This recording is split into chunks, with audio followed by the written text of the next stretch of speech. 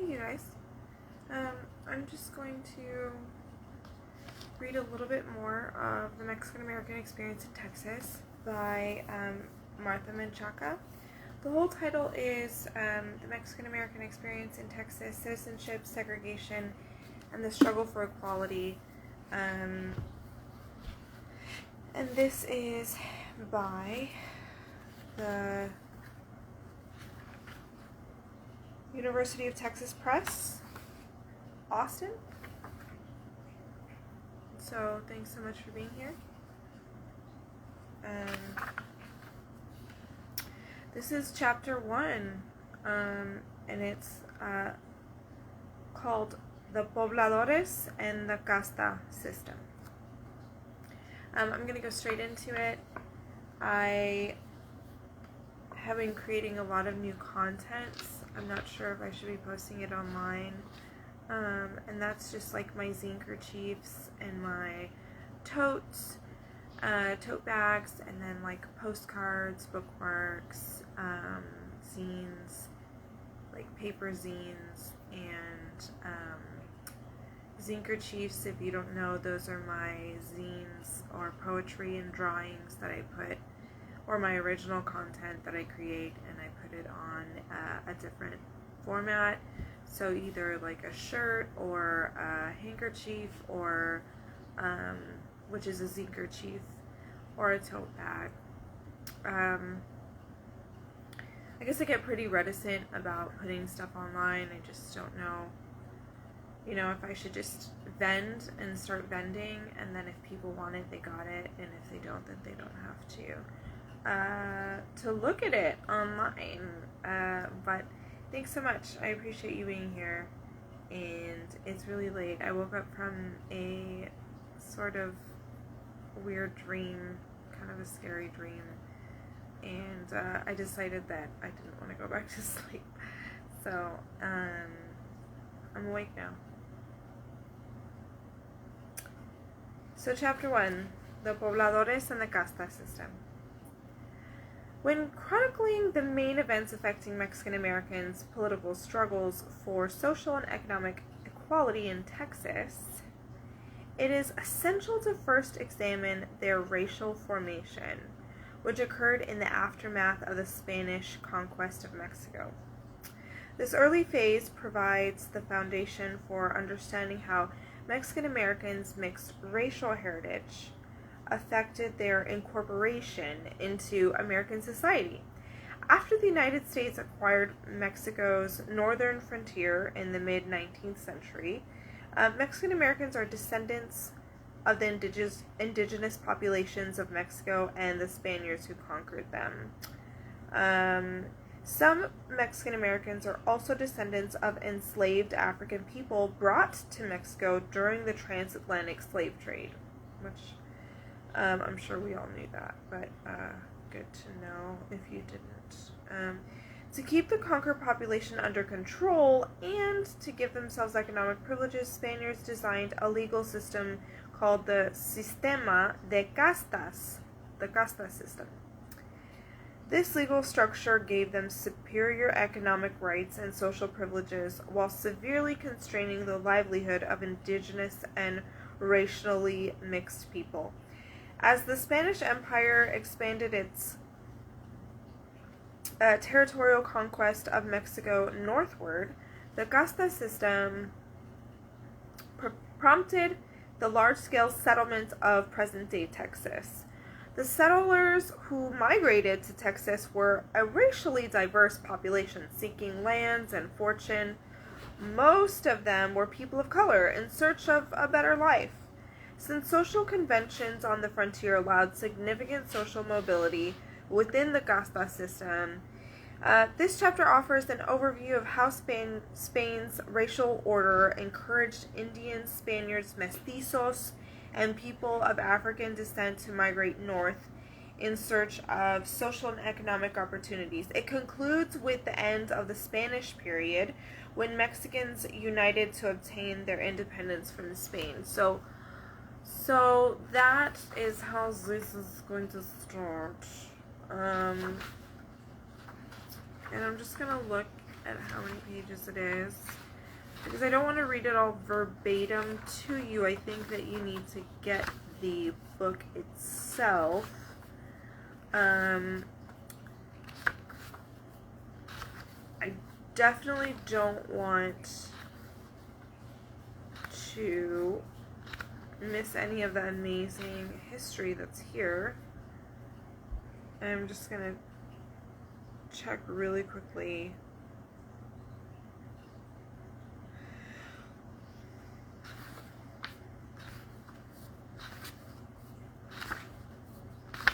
It's not, I'm already into a different chapter. You're like, oh my god, that's a lot of pages.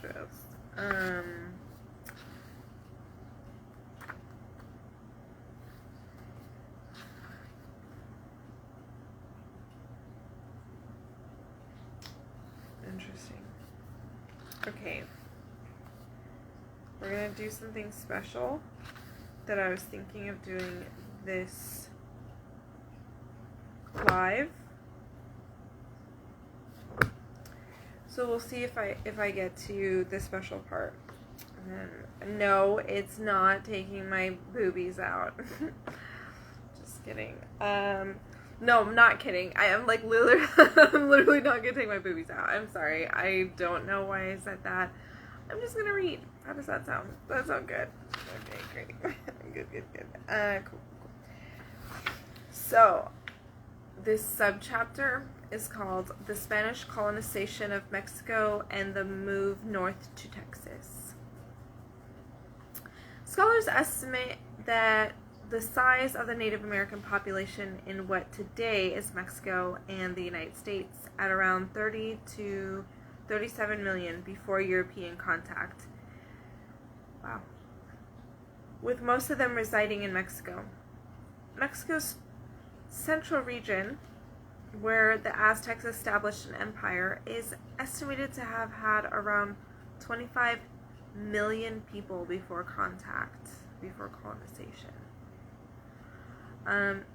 North of the Rio Grande, population estimates for the United States range from 1 million to 18 million, with the lower estimate considered to be unreliable, so closer to 18 million. In 1518, Spain came into contact with the Indians of southern Mexico, and Hernán Cortés, the Captain General of the Spanish forces, through war and treaties, established alliances with many kingdoms. The Confederation of Nation-States that constituted the Aztec Empire politically controlled central Mexico. And in 1521, after 3 years of warfare, Cortés's forces and Indian allies defeated the Aztecs. Wow. Nearly 2 decades later, the Maya nations of the Yucatan, who had also chosen to fight the Spanish, were defeated. It's interesting, if you've ever been to the Yucatan,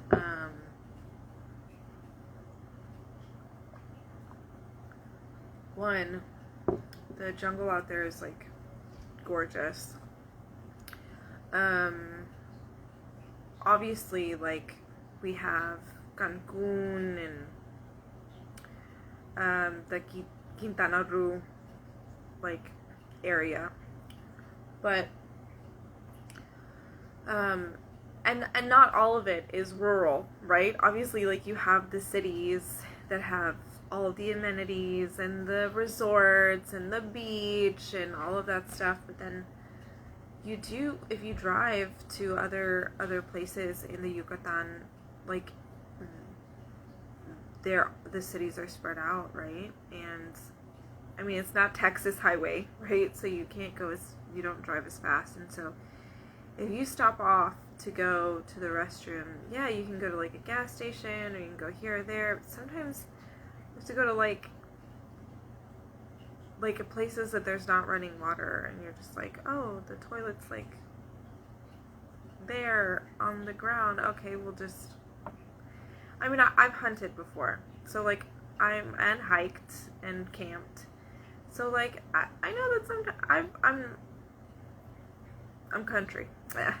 So I've gone to the restroom pretty much anywhere you can think of and from a unisex bathroom at a bar to one that doesn't have a door, to like the middle of the woods to the middle of the jungle. And so when you go to some of these places, yeah, you have your towns and your cities, but then you also have like these beautiful wildernesses that you realize are still not fully developed in the sense of utilities, not developed like culturally. Obviously, culturally it's developed, and they're beautiful people, and but I mean, as far as like utilities goes, like electricity and water. And when you say go somewhere, you'll hear people speaking, the Mayan people speaking their own language, right? And then you walk up and then they'll speak to you in Spanish, right? And so like they'll change their language for you if they know that you're listening. Like right away you'll walk up and they'll try and some of them they'll speak to you in English, right? And then I'll start speaking to them in Spanish, but it's still the colonizer's tongue. You know what I mean? It's just interesting to think, like, I remember going and being all proud that I could speak my little pocha Spanish, my like little like Spanglish, my Tex-Mex. And so I'm trying to speak in Spanish and thinking like, oh, I'm gonna get a better deal on this item or whatever. And it's like, that's still the colonizer's tongue. You know what I mean? Like, these indigenous people, they still have their own language. It's not like here in the United States, I'm like, ooh, like I can get an edge in if I can speak Spanish. And I just don't, thinking back now, I don't really think that was the case in Mexico, especially over there in the Yucatan with the Mayans. Like, they're like, that's still I don't want to say enemy tongue, right? But that's still the colonizer's tongue. And so that's what I think now, looking back. I'm not sure. Anyways. So in 1518, Spain came into contact with the Indians of southern Mexico, and Hernán Cortés, the captain general of the Spanish forces, and so he got Indians to help him fight and defeat the Aztec Empire. In 1521, they defeated the Aztecs. So that was 3 years of warfare coming into somebody's land. And they made quick work of it. So it just makes me think how quickly someone that has a bigger military presence and more weapons with better technology, more manpower, doesn't always necessarily mean that they're going to be able to help defeat someone that has more advanced technology and weapons. Like, it makes me think of Palestine. And like how they have this like huge, crazy military force, the Israelis and what they're doing over there with the genocide. Anyways, the Indians of northern Mexico, more difficult to conquer, resisted for several decades. Hell yeah. 6 Chichimeca nation states formed a military alliance to deter the advancement of the invading forces. In 1591, the Spanish finally defeated the people of the Gran Chichimeca. The fall of the Chichimeca is significant for history of Texas because their conquest by the Spaniards opened new pathways to the north. The first Spanish colony in Mexico's farthest northern frontier was founded in 1598 by Juan de Oñate, and the province was named New Mexico. Oñate led a colony of Spaniards, Indians, mestizos, and 2 enslaved African males, numbering altogether 348 men plus their families. They first settled among the Pueblo peoples in an Indian village called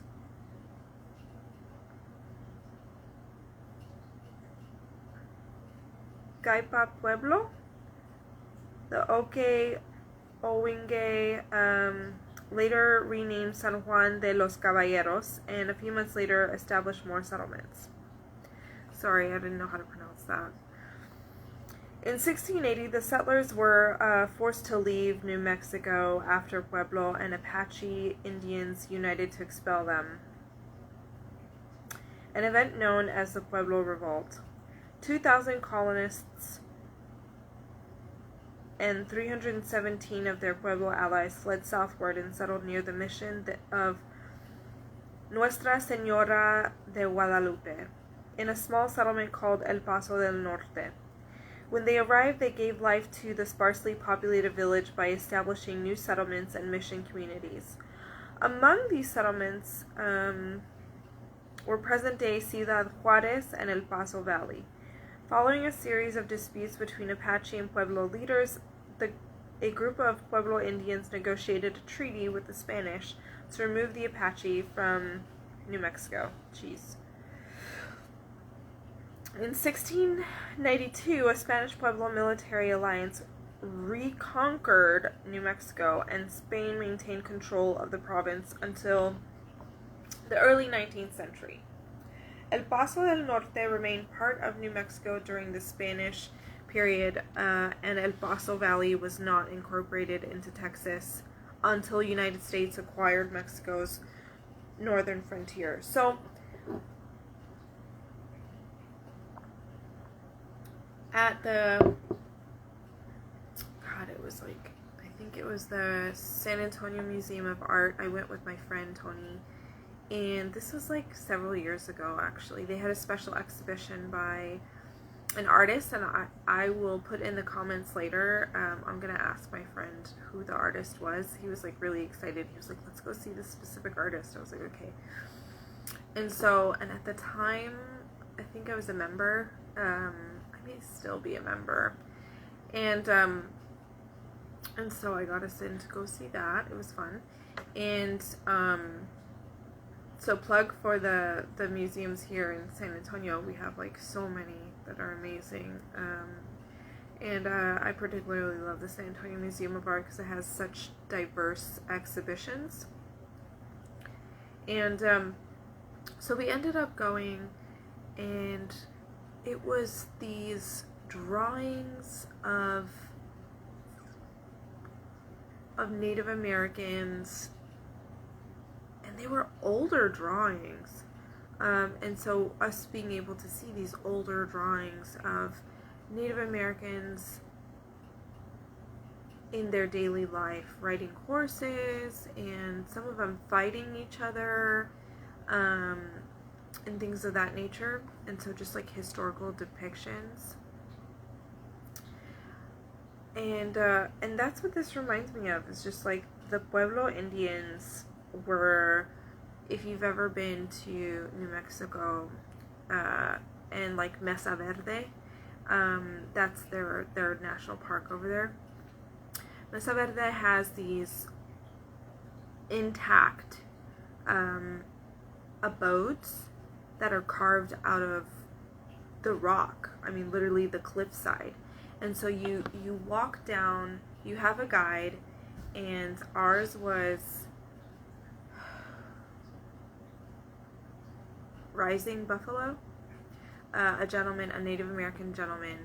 And so Rising Buffalo took us to the cliffside, and then you have to go backwards and climb down this ladder, and then you drop down into the cavern, and then I think you climb down like some more stairs, and you get to go down, and you don't get to go into their abodes, but you see how they constructed in such a way that they were away from predators, away from other, say, harmful indigenous people that or tribes that might want to come and fight. So that way they would have the upper hand. Like, you had to climb into their abodes, and they had like a place to store all their food, and it was just really, really amazing to see how they constructed their homes off the cliffside. And then of course they have pictographs there and you got to see these old-timey, I mean, like, just some of the first paintings that we had here in the Americas. It was fantastic. It was amazing. And so it's like the Pueblo people and the Hopi, H-O-P-I, I think, the Hopi people, the Indians, Native Americans. And that's the type, I think, when they say the Pueblo leaders and the Pueblo Indians, that's who I think that they're speaking about, is the Hopi people over there in New Mexico. And so they I'm a little conflicted to say this, but I think on my father's side we have Apache, and so they're like saying that we're kind of aggressive. Is that what they're saying here, or we just, I'm not sure. But basically, everybody was trying to, establish their territory, and so even the Native Americans would be in certain areas fighting. And it's just sad that they had to resort to relying on the Spanish, I guess, is what I wanted to say. It's just like, I mean, obviously I'm mestiza, I'm Mexican, so I'm just a mutt, but, and I should be happy that at least we survived and we got here, right? But it's just sad that they fought so much that the Hopi and the Pueblo people formed an alliance to try and get rid of the Apache, and that because of that we have less Native Americans here now. It's just, anyways, it's kind of sad that we had to form that alliance. The reconquest of New Mexico was part of a large-scale initiative to colonize the northern frontier of the Viceroyalty of New Spain, the name given to modern Mexico.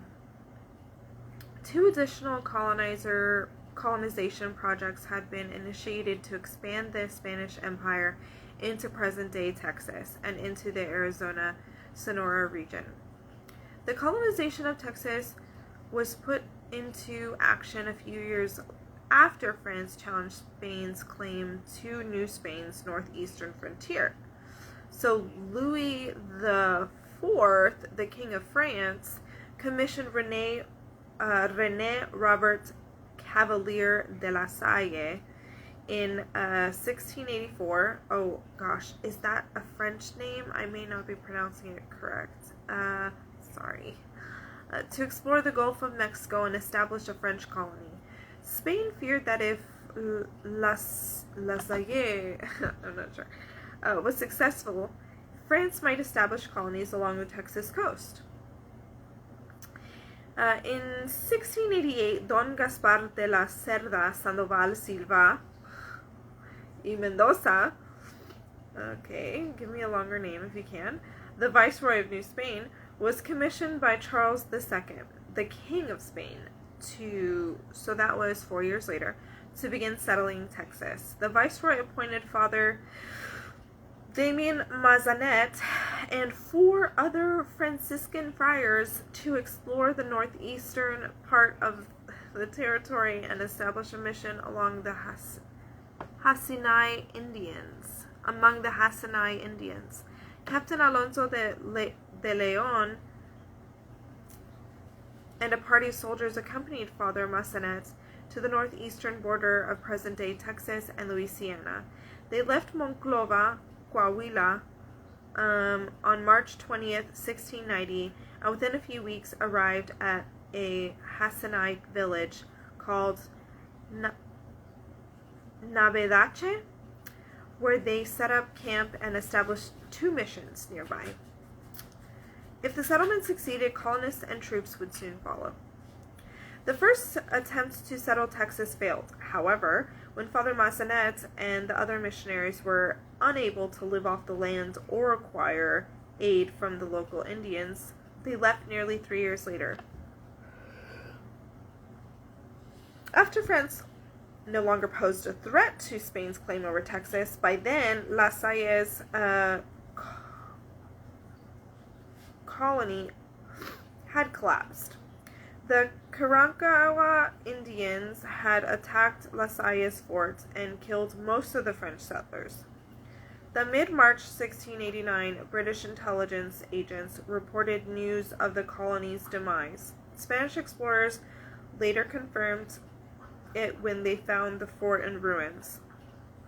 The survivors were found by Spanish troops hiding in bushes and nearly starving. The French colonists were sent to Mexico City, where they recounted tales of disorder, starvation, and other problems. So, I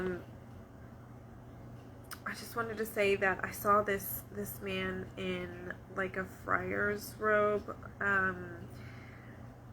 get out of his vehicle and go into the post office like a week or two ago. And he had this like this long salt and pepper hair with like this huge beard. And I was like, okay, sir. Hi. I just think of what's the movie with Hugh Jackman where he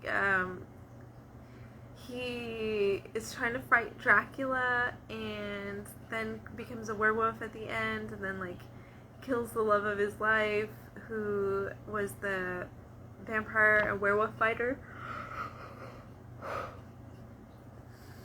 I can't remember what it was called. Anyways, but what's his name? He has a friar who's his assistant helping him the whole time.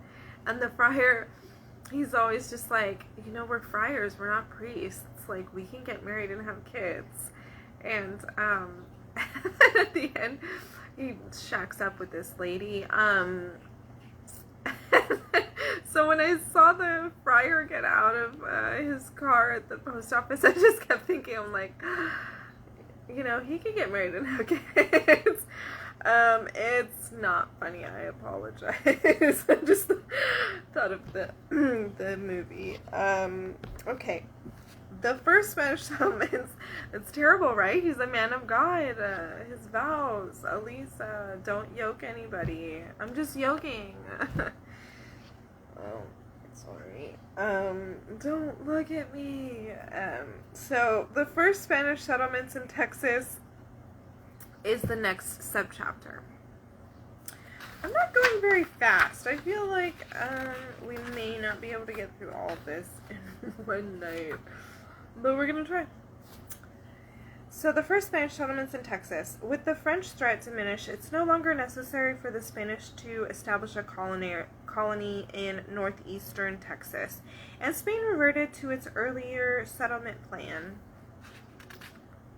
New forts and villages were to be established within 2 days' travel from a populated settlement, so that way military assistance could be sent if they came under attack. 3 missions and a fort were established between 1700 and 1703, 5 miles south of the Rio Grande, in a region that came to be known as San Juan Bautista Complex. The missionaries formed... I wonder why he got a complex. Just kidding. It's probably because he's French. Just kidding. You know, like the Napoleon complex. Anyways, I don't think he was French. I think he was Spanish. With French threat, yeah, it's 8% French, he's Spanish. So the missionaries formed amicable relations with the local Indians, and a large number of Coahuiltecan Indians formed alliances with the missionaries.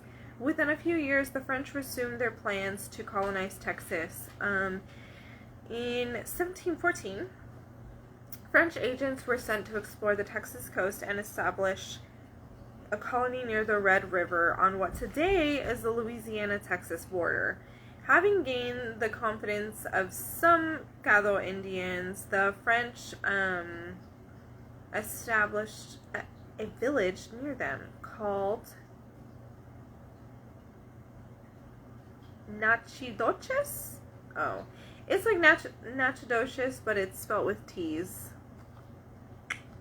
When the Spanish crown and the Catholic Church learned of the Gallo-French alliance, they immediately made plans to move the financial resources of the San Juan missions into the interior of Texas, close to Natchitoches. They hoped to set up a large settlement composed of missions and villages that would stretch westward from the Arroyo Hondo near Natchitoches toward the Neches River, in the same location where the earlier northern missions had been built. Because Spanish officials were aware that establishing a settlement in a distant area was risky, they tried to ensure that it was well financed and that the colonists were equipped to arrive on their own. In mid-February 1716, Captain Domingo Ramon took approximately 78 colonists into the northeastern part of Texas. 25 soldiers accompanying the captain were encouraged to bring their families. 4 months later, several missions and a presidio, which a civilian settlement, had been established 5 miles west of the Neches River and approximately 13 miles from Natchitoches. The colony eventually came to be known as Los Adais. Among the colonists were mestizos, Indians, Spaniards, and one black person. The colonists lived in the presidio, military headquarters, and outskirts. The fathers lived in the 5 missions that they had established nearby. Under Spanish law, missions were to be located apart from civilian settlements and used to attract local Indians. The separation was to ensure that the conflicts between the civilians and Indian allies did not destabilize the colony. Spain had learned from previous experience that colonies in the northern frontier failed when settlers and mission Indians lived together. I wonder if it's like the culture shock, or you know what I mean? Oh, hey, sorry. How are you? I wonder if it was because of the culture shock. You know what I mean? Like hey,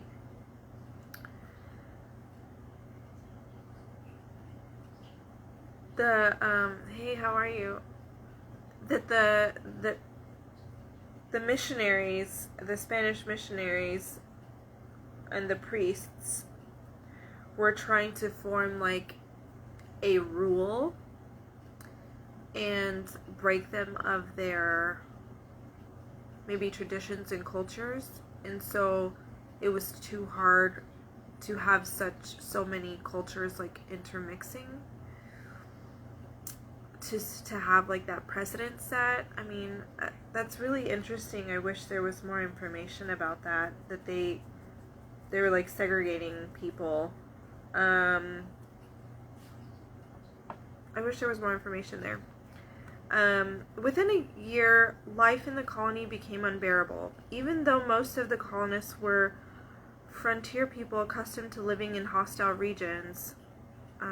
Hey, so I'm reading, sorry, you just got here. I'm reading The Mexican-American Experience in Texas, and so this is just like the background information about how Texas formed into what we know it today, and the Native Americans forming alliances with the Spaniards in order to help one tribe or another defeat one tribe or another. And then how the French and Spain, right now we're at where the French and Spain are really trying to establish themselves in Texas with and integrate themselves into and with the Native American population that's currently there.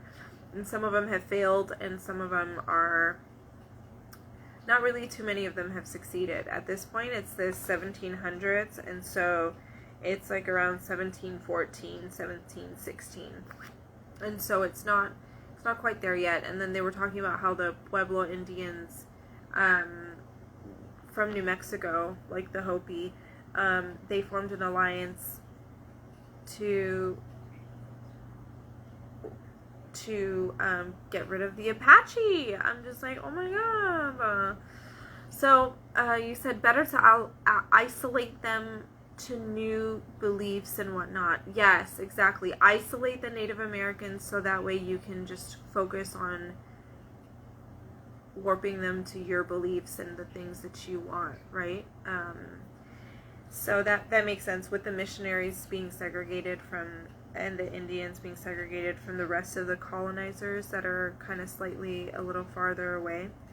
Yeah, I mean, that's definitely probably one of the ideas that I had also.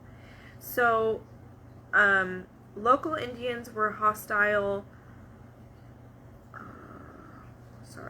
Local Indians were hostile, and the soldiers believed that the French in Natchitoches were inciting the Indians to attack them. To help fortify the region, Spanish officials in Mexico City decided to establish a network of settlements in Texas. Preparations to found a second colony in present-day San Antonio began. Okay. In 1718, Martin de Alarcón, the governor of Coahuila and Texas, was told to recruit settlers and establish a civilian colony. A mission was to be established by Father Antonio de San Buenaventura, good adventure, y Olivares, who was in charge of developing a mission system in San Antonio. So what you'll notice here is that like literally everyone's last name is 10 words. So I'm sorry if I struggle to say it all. But hey, that's us, baby. Us mestizos, the Mexicans, all of us. But these were Spaniards, right? And so this Father Antonio de San Juan Buenaventura y Olivares was in charge of developing the mission system in San Antonio. Both Alarcón and Olivares planned to populate San Antonio with white Spanish settlers, but soon found that it was mainly people of color who were willing to make the journey from the interior of Mexico. That's right. The only white persons would be missionaries and some Spanish soldiers. Once Alarcón had recruited 72 settlers, he prepared to march north. In his letters to the Viceroy of New Spain, Alarcón described the settlers as mulattos, Spanish black, lobos, black Indian, coyotes, Indian mulatto, and mestizos from Coahuila. Okay, so here we get more into the casta system. And so that's what this chapter is called. There's sub-chapters, right? And each one has their own little name. They're like sections. But the chapter itself is called the Pobladores and the Casta System. And so we're seeing how this is the first evidence we have in the book so far of the Casta System. And so we're seeing that this Father Antonio de San Juan Buenaventura y Olivares and Martin de Alarcón, the governor of Coahuila, Texas, they're now making their sections of the races of people, of the ethnicities of people, of the you know, what people are, quote unquote. So the mulattos are Spanish black, lobos, wolves, for all you white folk out there, non-Spanish speaking people. Lobos are wolves, and so I don't know why they call them. They're the black Indian, black and Indian. Coyotes, which are coyotes, are Indian and mulatto. So like further mixed, right? So mulattos are black Mexicans, or like mixed people. So they're mixed people with who are already mixed, right? So probably Spanish and black. So they're already Spanish and black, plus they're also Indian. And then there's the mestizos, which are Spanish and Indian. So so that's interesting. Among them were artisans and masons who had been hired to construct buildings in San Antonio. Because of the small size of the colony and the risks associated with its protection, the civilians had to be governed by a military administration. Interesting, thanks. So they had to be governed by a military administration for its protection. Interesting. We see Cop City. No, I don't know. So, when all the recruits were assembled, Alarcón separated the settlers into two companies, with the governor leading the civilians and Olivares, the mission Indians.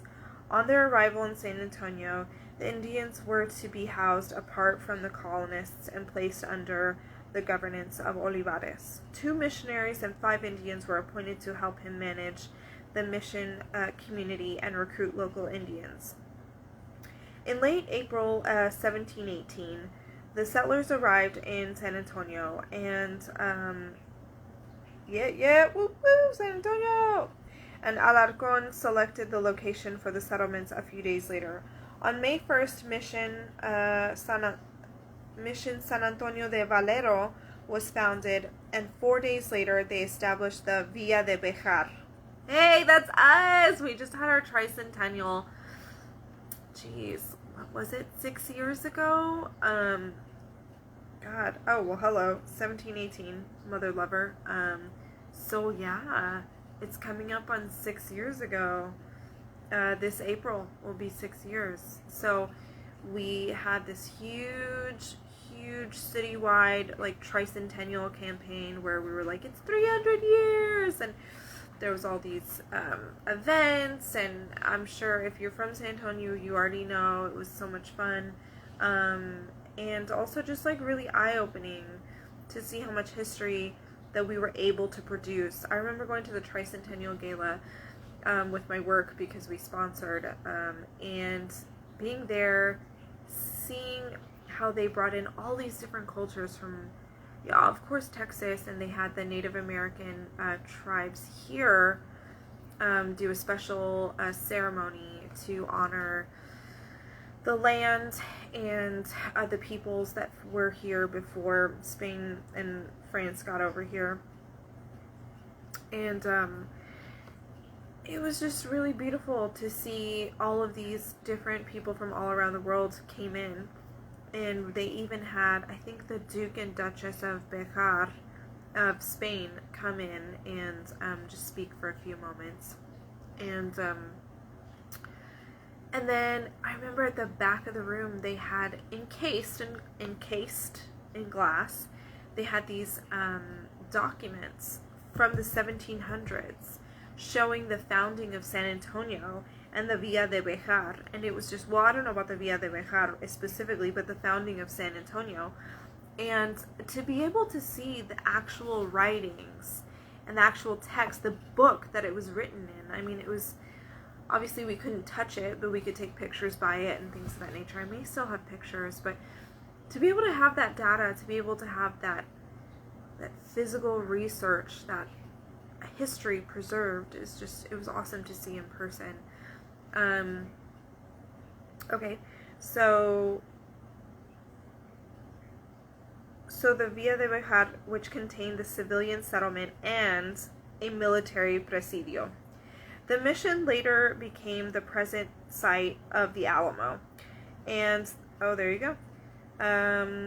So Mission San Antonio de Valero is now where the Alamo is right now. And we know that there's all this division going on right now with what we should be doing with the Alamo, and I am not even going to go into that right now, but you could look it up. So, by 1720, San Antonio had a colonial population of 300, along with several hundred mission Indians. The population of the Villa and the mission grew after the fathers made alliances with several Tecan Rancheria village chiefs. The alliances were beneficial to both sides. The Indians helped protect the mission from hostile Indians, and the Indian allies obtained food and commodities from the fathers.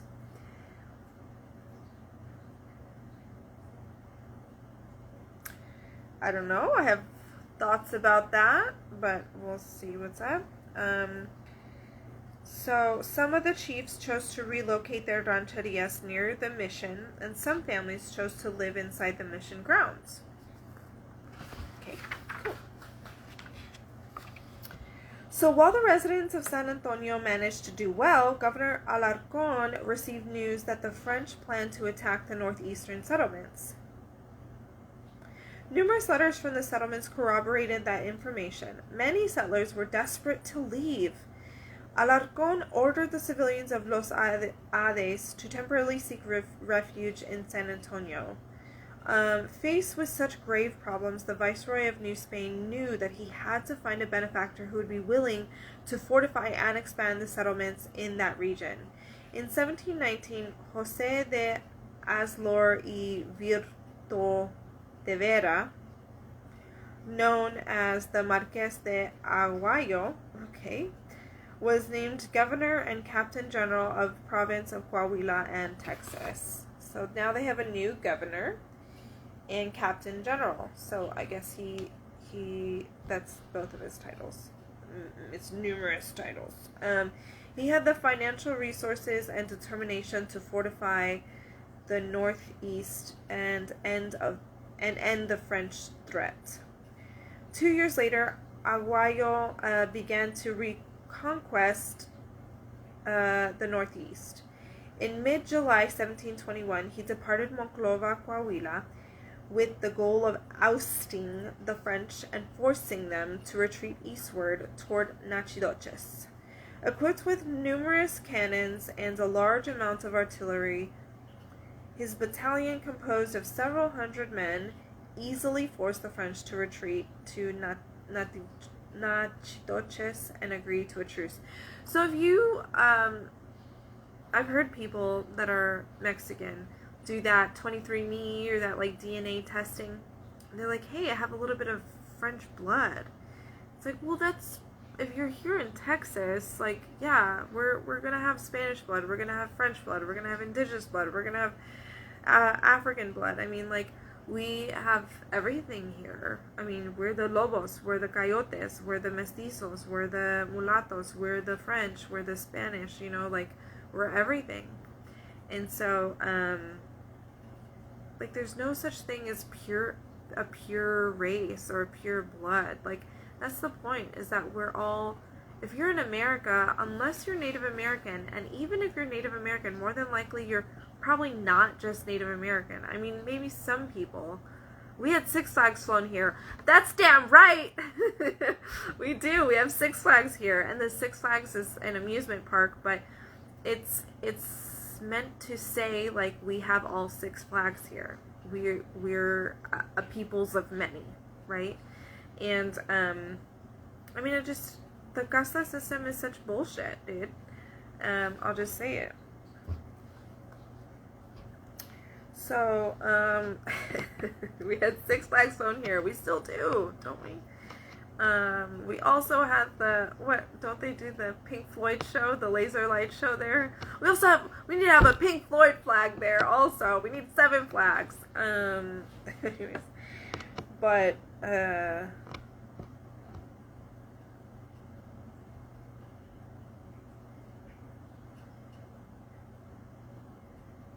I am right here. So, equipped with numerous cannons and a large amount of artillery, his battalion composed several hundred men, easily forcing the French to retreat to the Natchitoches and agree to a truce. Once the French had left Ades, Aguayo sent news to San Antonio for the colonists to return and join the mission fathers, who had not left the embattled region. In preparation for the refugees' return, Aguayo left 100 soldiers and 6 cannons to protect the colony. 28 of the soldiers were commissioned to send for their families in an effort to increase the number of settlers. near the mission of San Miguel de los Adais, Aguayo established the Presidio de Nuestra Señora de Pilar de los Adais. One additional mission and presidio were also established in an old encampment zone. Altogether, 6 missions and 2 well-fortified presidios were established. And Los Adais was named the capital of Texas. Oh, okay, cool. So here we are. Aguayo next tried to deter any further French attempts to settle the central Texas coast. 2 previous French attempts to explain the area had failed. I'm sorry, it's late. Do you say laugh out loud? Yeah, we need a Pink Floyd flag. Exactly. So we're not just 2 fishes in a fishbowl. We're 7 fishes in a fishbowl, or at least 6, right?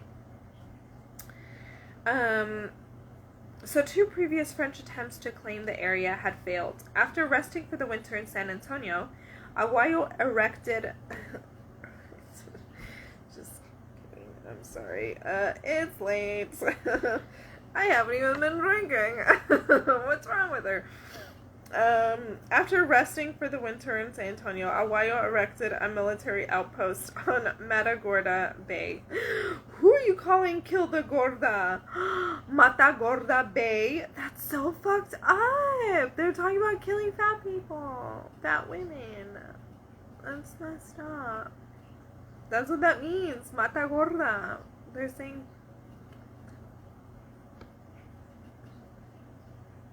messed up, these names, dude. In 1722, his troops founded Presidio Nuestra Señora de Loreto and established Mission Nuestra Señora del Espíritu Santo de Zúñiga nearby. Did I say that right? 9 soldiers were left to protect the area. 4 years later, the settlements were moved inland near the Guadalupe River. Only 9 soldiers? That's crazy. So 4 years later, the settlements moved inland near the Guadalupe River, and a new mission was established. Okay. Oh, the Guadalupe, right up here. The Presidio was renamed Presidio Nuestra Señora de la Bahía del Espíritu Santo, and the region came to be known as La Bahía. By 1763, the missions had an Indian population of 312 and a colonial population of 50 families. Aguayo's actions brought stability to Texas. The fortification of San Antonio, La Bahía, and Los Adais proved that Texas could be settled. And this convinced formerly reluctant people to choose the region as their home. Don't settle, girl. They're talking about you, calling you gorda. Don't fucking settle. Anyways, in 1749, José de Escandón led one of the largest land movements in Texas history of the northern frontier, and many chose present-day South Texas as their home. Escandón established Nuevo Santander along the current border between Texas and the Mexican state of Tamaulipas. 6,000 people were recruited, and over 23 towns were established. Laredo was founded in 1755, and hundreds of settlers established ranches in what today is South Texas. By the turn of the 19th century, Laredo had over 718 settlers, and the towns and ranches in Nuevo Santander grew to over 20,000 colonial inhabitants. It's such a diverse region. They're doing such great things over there. One of my offices, we have a remote office over there in Laredo. We're actually establishing a second one, and the way that we are networking and creating this network of like mental health and behavioral health and educational resources over there is just awesome. the people over there are just like banding together to end stigmas and just stereotypes and to help the colonias over there. So right now, you know, they have the city part, but then they also have like the more rural part with the colonias, and it's just so important to recognize like all how hardworking the people in Laredo are, and to this day, like they're trying to end, you know, a lot of the poverty that's going on over there, and my work currently is like helping to do that. And anyways, it's just interesting to read the then and the now, you know. So this new subchapter is called The Evolution of the Casta System in New Spain. So while the Spanish Empire expanded in New Spain, the Crown's administrators instituted a racial order providing them with superior social and legal rights. Well, for fuck's sake. Spaniards who consisted of peninsulares born in Europe and criollos who were American born governed the overseas colonies, while Indians and racially mixed people had limited political and social privileges. Well, there you go. It starts. It was probably already going on, but now they have legal binding documents to be trying to reign over these people. This social racial hierarchy was initially shaped by intermarriage and leagues. By intermarriage and war. By the mid-1570s, Spain had replaced the governing indigenous elites who had resisted the new regime with faithful native rulers. We're still doing that as Americans and our politicians, going into other countries and destabilizing them, and then planting our own pinche leaders there that are gonna just like cooperate. It's not a new technique, it would seem. So for decades following the conquest, to obtain the confidence and allegiance of indigenous people, the Crown and the Church encouraged the intermarriage of Spanish soldiers with indigenous women. Once the insurrection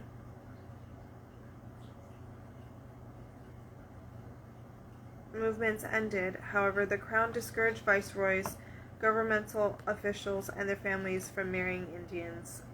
This? Only enough to get them on their side. They're like, we'll intermarry, but then after a while, no, we're going to stop. Like, intermarriage was to proceed, but only among the commander colonial groups whose children came to constitute the racially mixed casta groups. New Spain's sistema de castas evolved from Spain's limpieza de sangre. Jesus, that hurts reading. Purity of blood legal system, which dated back to the 15th century. In Spain, Spaniards of Jewish and Muslim descent were prohibited from obtaining high-level appointments within secular, ecclesiastical, or royal governments. It was believed that these kinds of people were sullied by their non-Christian ancestry, and they were considered untrustworthy subjects who might revert to their idolatrous religions. To ensure that high-level occupations and appointments were not given to heretics, an applicant had to provide proof of purity of blood consisting of a genealogical study and witnesses who could confirm the applicant's family history. This discriminatory social practice was transported to the overseas colonies with racial exclusions added. People of indigenous and African descent became part of the banned populations. I see your comment. You said, of course, it'll be limited. Yeah, dude. Like, they're like, oh, just like a little bit, just to get to destabilize the native rulers and to get them their trust. And then after they have it, they're just gonna They're like, no, but like racial purity. Don't forget yourselves. Terrible. So the first law distinguishing Spaniards from the people of color was adopted by King Philip II in 1568. It stipulated that blacks, mulattoes, which are Spanish blacks, and mestizos, which are Spanish Indian, were prohibited from carrying arms unless given a dispensation by the royal government. So now they can't even defend themselves, is what we're learning. A few years later, the king introduced a series of laws that, according to scholars, signified the institutionalization of the sistema de castas, which was used to maintain people of color in a subordinate position. The laws prohibited those of mixed racial heritage from becoming municipal magistrates or public notaries, or from holding any title of authority over Indians. The king also ordered that people of mixed African and American heritage pay a special tax in order to remain part of the free population. Under Spain's siete partidas, 7 divisions laws, the children of enslaved males married to Indian and mestiza women obtained legal status of their mothers. That is, the children were born free. The siete partidas law, however, were not extended to enslaved women, and a child of a female slave was born a slave. Racial labels were used to distinguish people who were free and racially mixed, such as mulatto. Pardo is a black mixture, or morisco, child of a mulatto and a white person. Morisco, child of a mulatto and a white person. Whereas slaves were generally referred to as negros, regardless of their ancestry. To maintain a record of people's racial lineage, parish priests and municipal governments were required to register the race of those issued marriage and baptismal certificates, or of a person of African descent who settled in a community. So I was talking about San Antonio Museum of Art earlier, and how there was there was this special collection that they brought in. I don't think it's there anymore, and I need to ask my friend Tony. We asked Tony about the author or the artist's name. I don't have it now. And how at San Antonio Museum of Art there was another exhibition that I went with another friend of mine, Macy, and we saw at that time the casta system. They have old Spanish paintings that they brought in, that they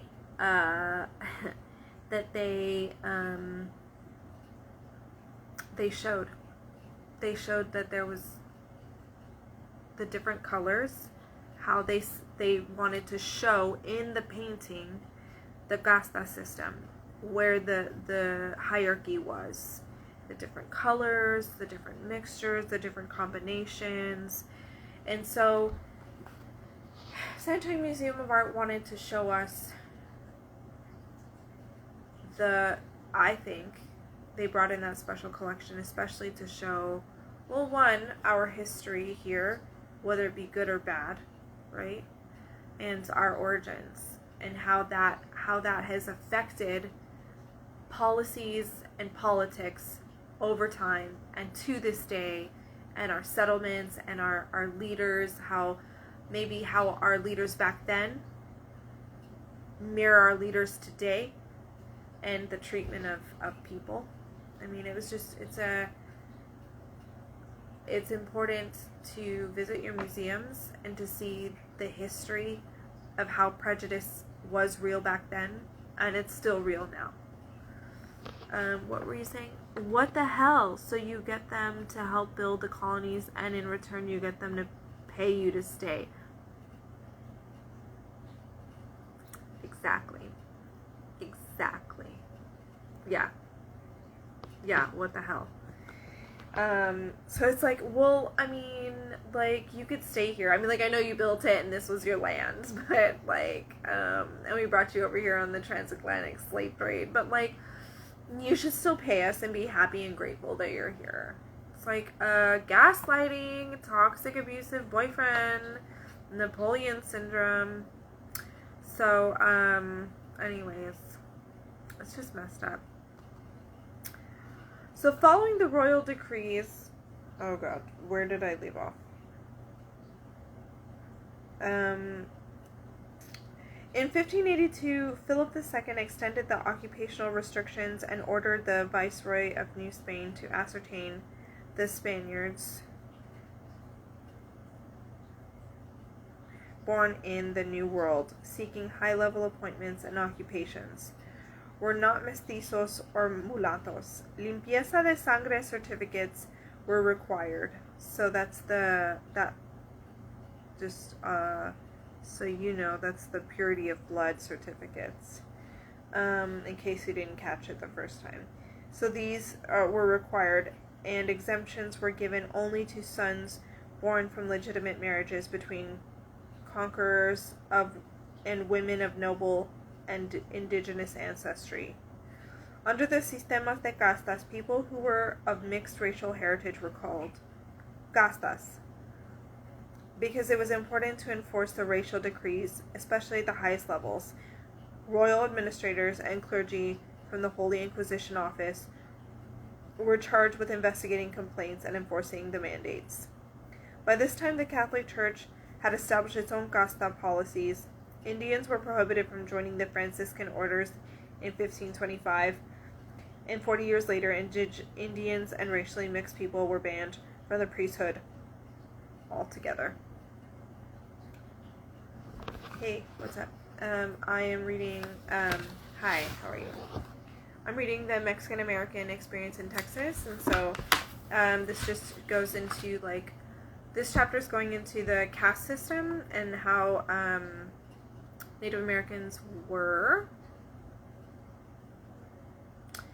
racially segregated, and they were categorized, and then they were asked to, some of them were slaves that were brought, and then other ones were indigenous peoples that were, I feel tricked, but that's not the right word. They were leveraged to help make forts and missions, and then they were taxed later in order to stay, and they had to pay a tax in order to help stay in the missions and the villages that they helped found.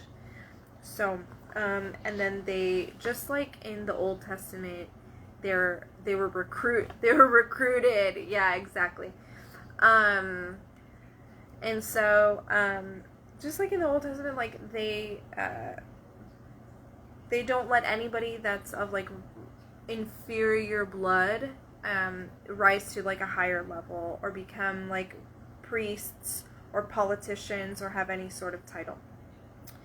And so, and it all started in the 1500s, and I was just talking about, and we're already into the 1700s, almost the 1800s right now, but they're just going back into the racial purity law that Spain set up in order to keep people segregated.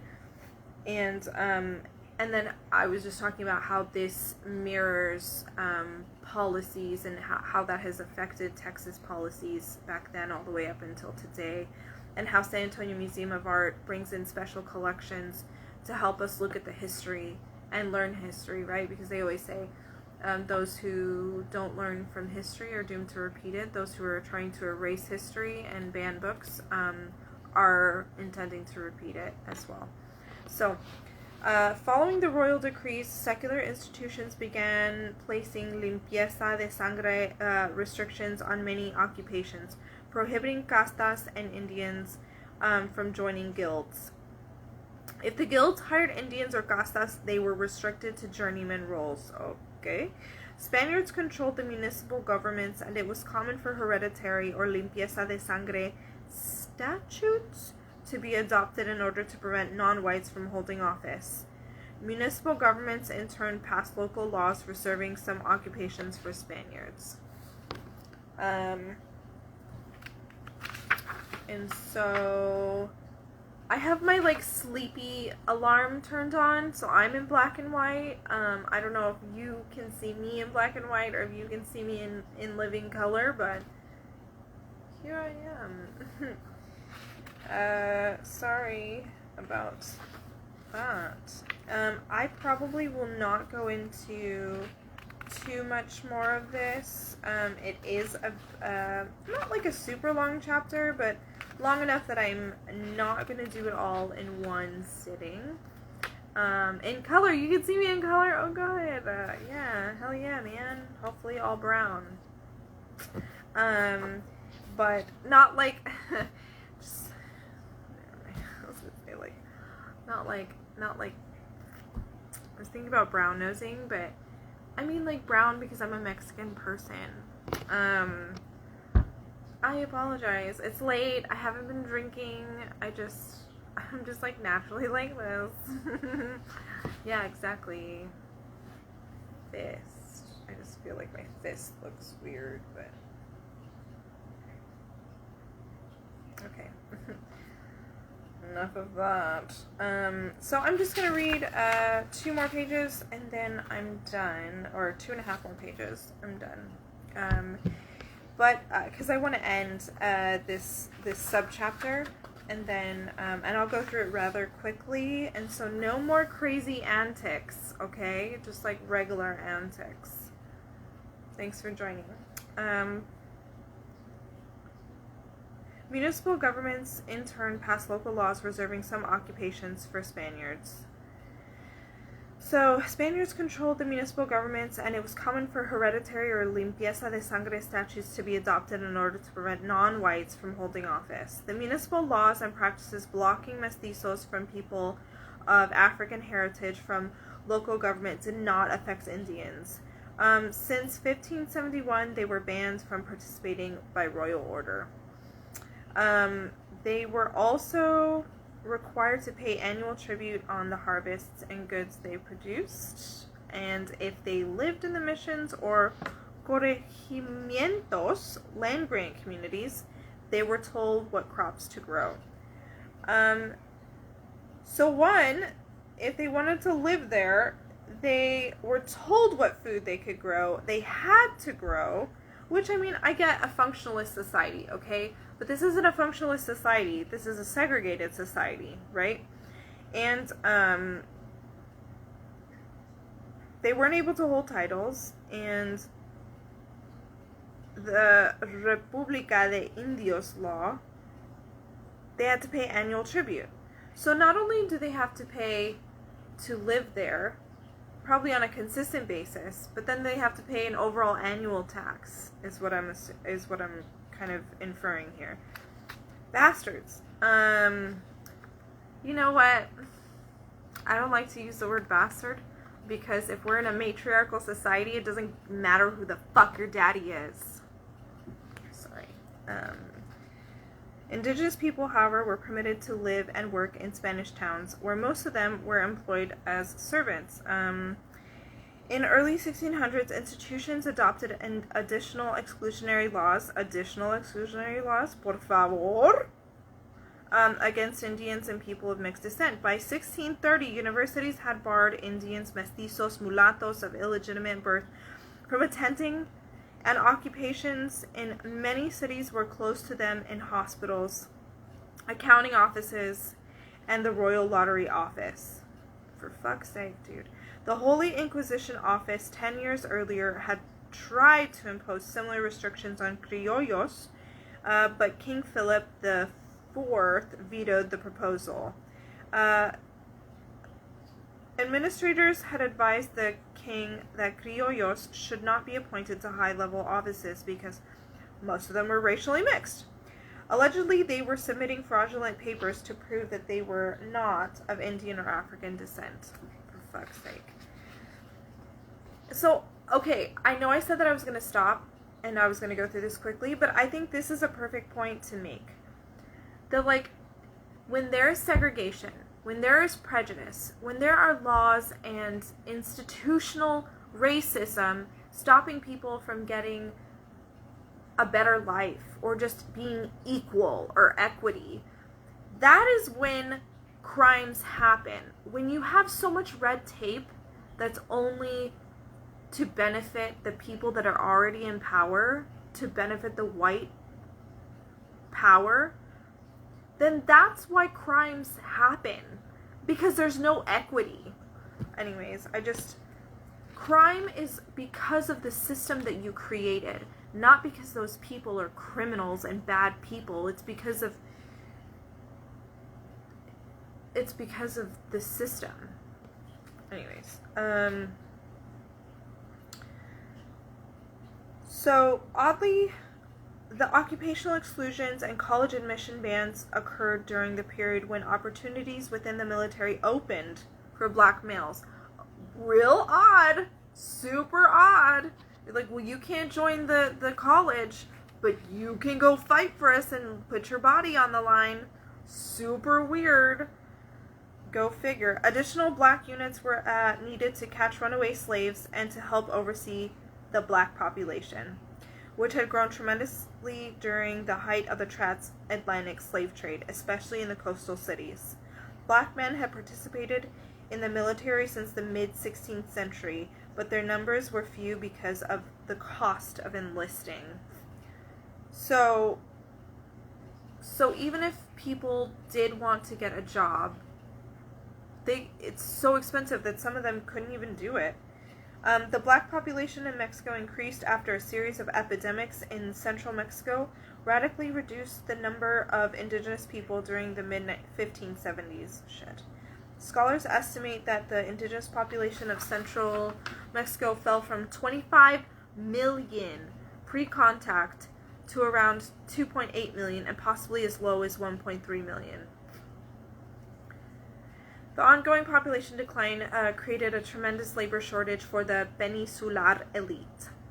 And those are the people that are like from Spain, peninsular elite, who had been given enormous land grants. As the indigenous population plummeted, the Spanish crown authorized slave traders to bring more captives to Mexico, for fuck's sake. Within 60 years after the epidemic spread, approximately 150,000 to 200,000 African people had been forcibly brought to Mexico. But in 1630, King Felipe IV canceled most commercial slave trading licenses since the indigenous population had rebounded. He was like, I don't know. I'm not sure. I'm not even gonna. In 1714, the Bourbons took control of the Spain after Charles II died, without leaving any descendants to inherit the Spanish throne. For over a decade, the Spanish notably had been divided over whether Philip V, the grandson of Louis XIV of France, or whether Spain should remain faithful to the Habsburg dynasty by selecting the Archduke of Austria to inherit the crown for Jesus. When Philip, so if you're Austrian, or you got Austrian descent, and you're Mexican, now you know why. When Philip V ascended to the throne, a large portion of the nobility opposed his succession, so he decided to reduce their power and centralize the government in the Castilian region, where his allies resided. He ordered the restructuring of judicial system, required military offices to be headed by professional men who had attended military academies, ended hereditary governmental offices, nationalized the custom houses, and appointed his supporters to the Spanish Parliament and other high-level positions. And so he basically cleaned house. He was just like, boop, boop, all you guys. And I'm sure there was probably a little beheading at the time, let's just be honest. In New Spain, the reforms did not begin to take effect until the mid-1700s. Oh, I'm sorry, this is coming from the Spanish? Yes, bitch! From the fucking Spanish! Sorry, I didn't mean to call you bitch. Like in a good way. from the Spanish. Isn't that crazy? Emperor Maximilian is the reason why Mexico has beers like Modelo Dos X. I don't know why I said XXXXXX. And Bohemia. Ooh, okay. Thank you, Emperor Maximilian from Mexico. Thank you. Is he from Mexico, or was he an emperor from Spain? From what time period was that? Do you know? I forget how long the chat takes to come through, but just let me know. He's Austrian. Oh, he's Austrian. Oh, thank you, Emperor, Mr. Emperor Maxi. I appreciate it. I love Modelo Negro specifically, but also Especial if you want something like lighter. You know what I mean? I don't get it very often, but it's one of my favorite beers. Put in power by the French. Not surprising. Pinche French. This is not a beer. This is tea.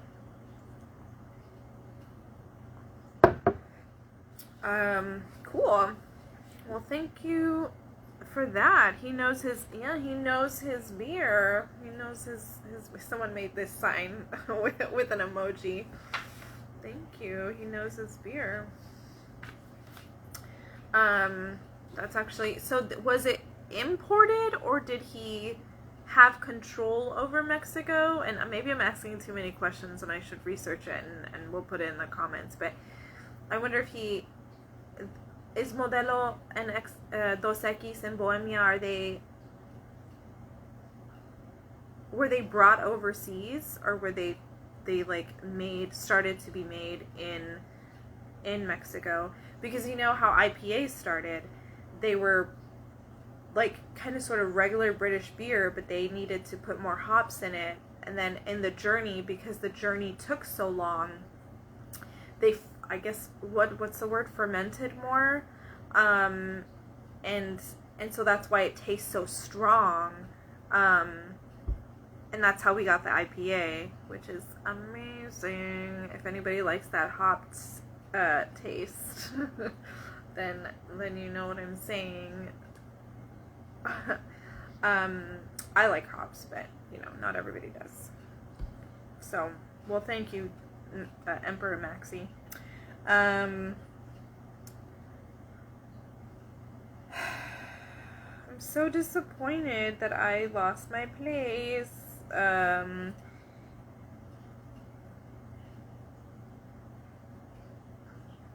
So I found it, and it's in New Spain.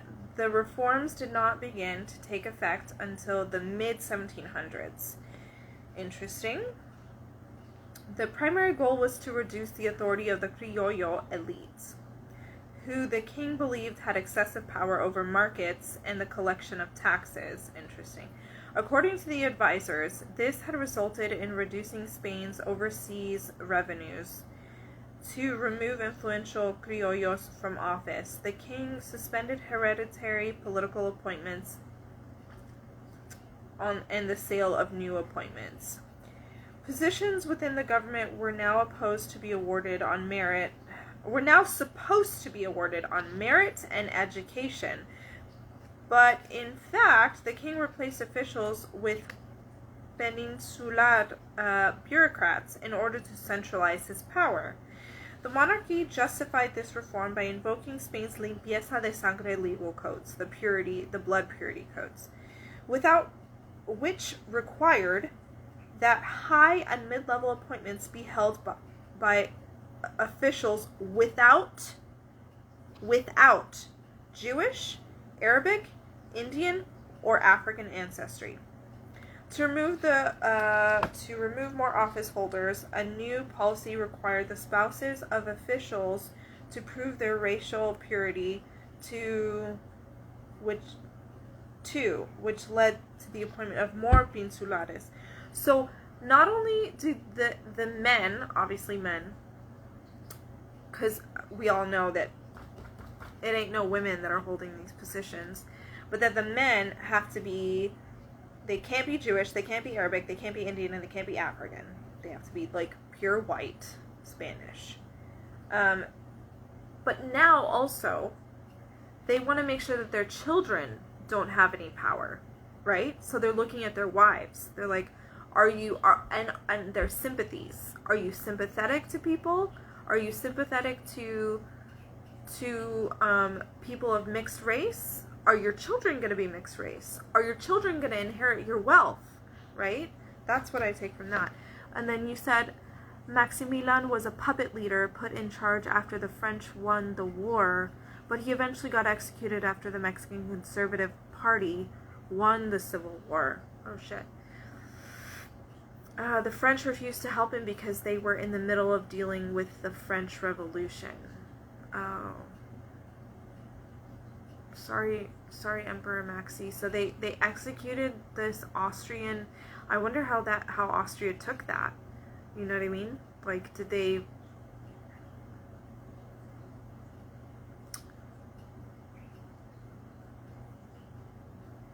Huh. The Mexican Conservative Party won the Civil War. Oh, during the French and Mexican Civil War. Oh, interesting.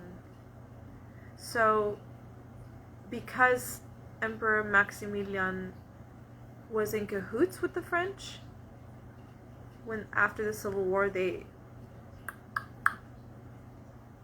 decided that their offices should be headed by someone else. Interesting. And the French didn't want to help him because they were dealing with the French Revolution at the time. Damn. Okay, thanks for that information. Well, sorry, dude, that he was sacrificed. But now we have good beer. Wow, that's interesting. Yeah, so I wonder why Austria didn't come to his aid. Maybe it was too far? I don't know. So,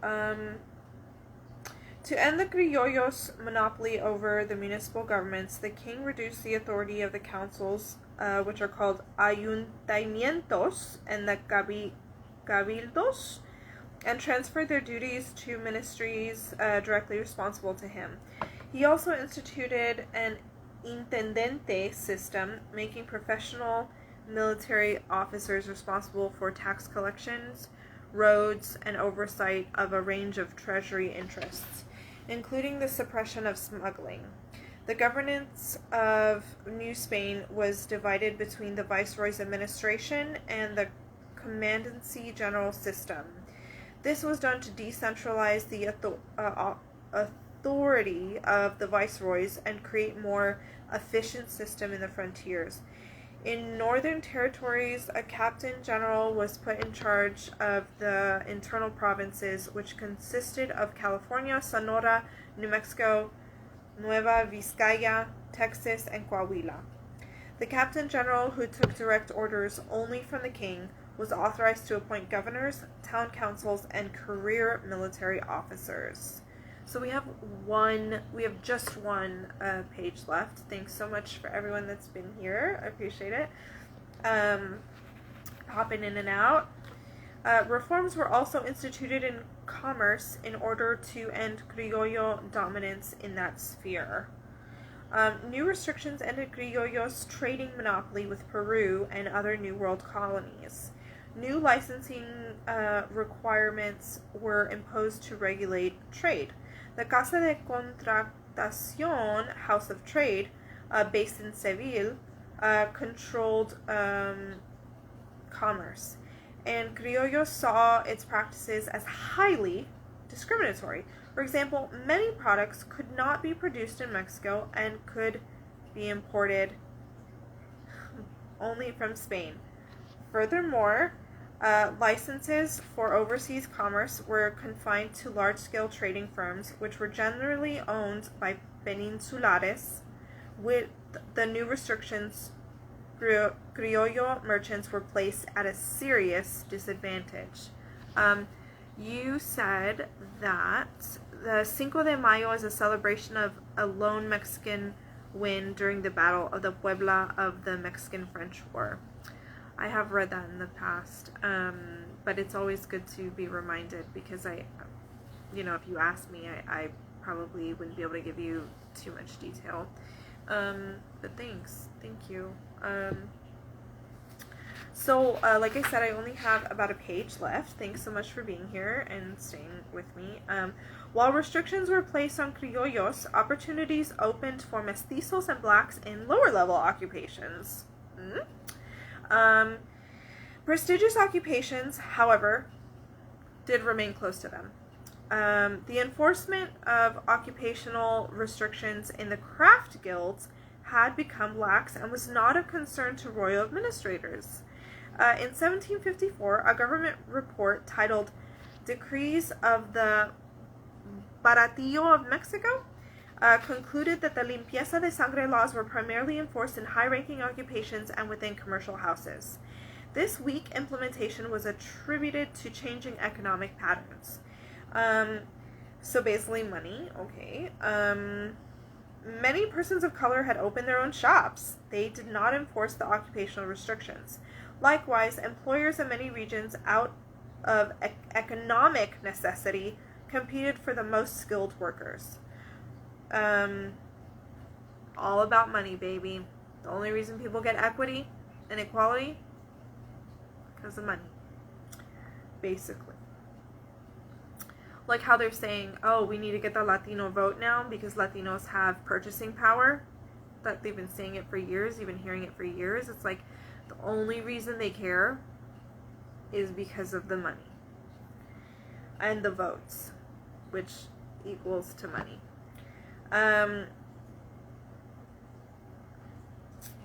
So likewise, employers in many regions out of economic necessity competed for the most skilled workers. Toward the end of the 18th century, the royal government further liberalized its treatment of racially mixed people by selling limpieza de sangre licenses, permitting wealthy persons to seek occupations and governmental appointments that had previously been unattainable. Shit. Like, so if you want to get higher in your rank, you just need to pay us for it. We'll give you a blood purity license. Under the Gracias al Sacar Certificates of Merit laws of 1795, people of color could assume the political status of criollos. Criollos represented the opening of opportunities for the castas. They saw this as a fraudulent form of blanqueamiento, whitening. And it's fraudulent whitening. It's a white form. Like, basically you're purchasing a white form. And a disrespectful form of social leveling. In addition, they resented Spanish authorities for refusing to treat them as fully European and expecting them to prove their racial purity. Criollos, therefore, became the strongest opponents of any laws that would encourage the whitening of mestizos, Indians, and blacks. Instead, they chose to harden the lines that separated them by retaining their social distance. They were well aware that royal officials were liberalizing the casta practices in order to both to gain political support and to undermine their local authority. Elite criollo families turned to Spain's marriage laws to distance themselves from their social inferiors by invoking the Pragmática Sanción law of 1776. The law required that people younger than 25 obtain the approval of their parents before being wed.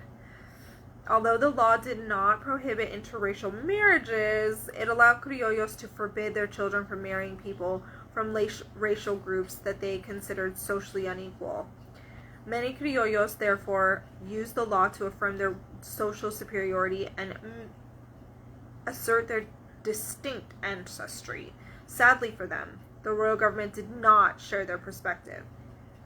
It had become common knowledge that nearly all criollos were racially mixed, and their fictitious heritage stopped being the basis for their preferment and privileges. Damn, dude. So even though criollos they're from the, where does it say the criollos? The word? I I lost the word, but so going back over the separations and divisions, the pardo was the black mixture. A morisco was a child of mulatto and a white person. And anyways, it's just messed up, man. Oh, you said systemic racism is just as bad as it is here in the U.S.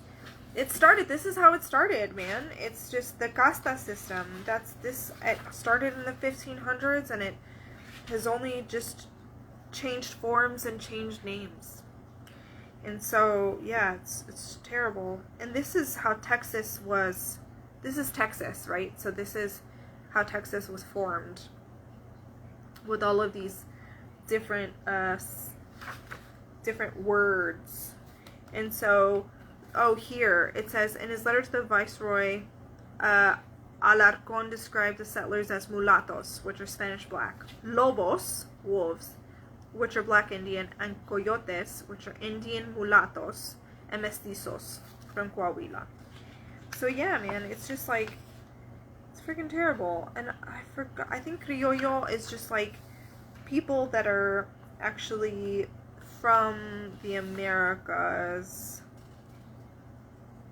and I can't find the word for it, where it was talking about it, but it's in part where I was reading the past couple of pages, and I'll probably find it, and then I'll just like put it back in there in like a comment or something. But yeah, it's just really sad that there's so much segregation, and it feels like, even though it's 300 years later, criolles, well, it's spelled differently here, and that's what I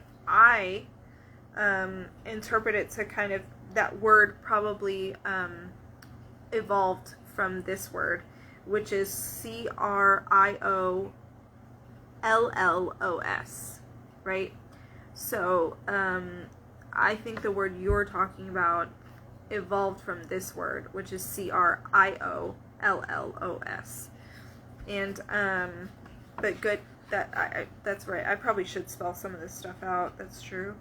And so it's just, I don't know, it's just disheartening to see after 300 years some similarities. It's been hundreds of years, and we still have just like people trying to segregate and keep people out of places of power, and the exclusion is still happening.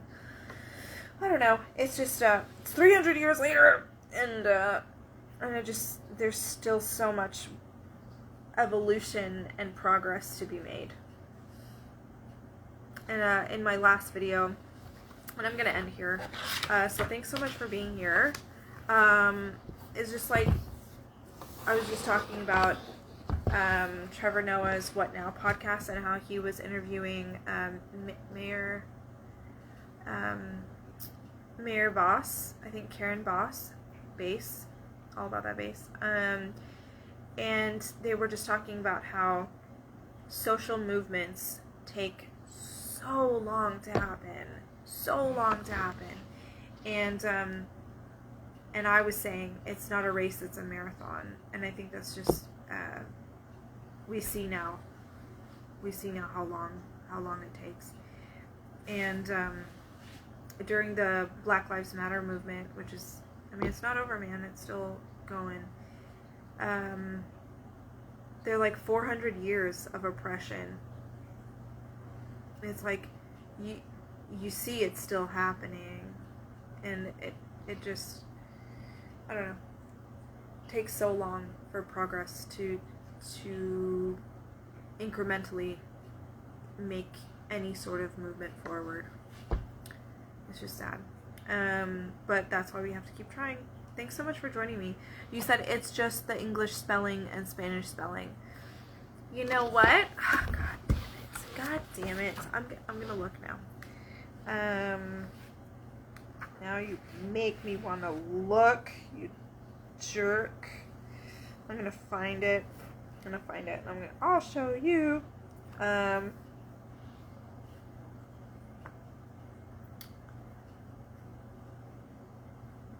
It's just gonna take me 2 seconds. Look at my boobies while I'm looking to do something, or look at my pretty face. I'm so sorry, my eyes are up here. I apologize. This is why I'm not saving this one. No, I'm just kidding. I am. Just 2 seconds. What did the Native American father say to his little girl who was picking her nose for boogers? He said, way to go, Pocahontas. Pocahontas. Pocahontas. Just kidding. It's not I'm so sorry. Get it, Pocahontas? Get it? It's kind of funny. I made that one up myself also, just in case you couldn't tell. I told myself that I wanted to make more friends that were women this year, and so I had to start practicing my jokes, and that's one of them. Do you think it'll work? I'm serious.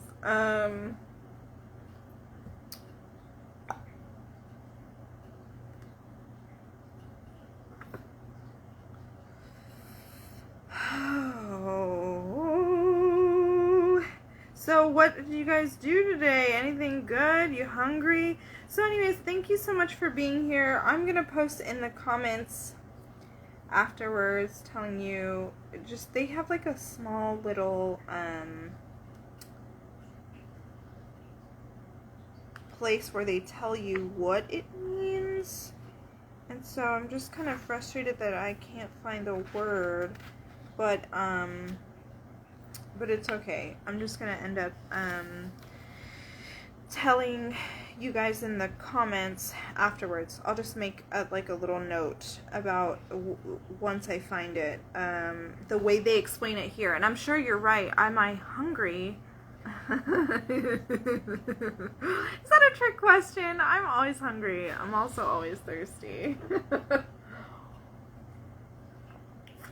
For like water, obviously.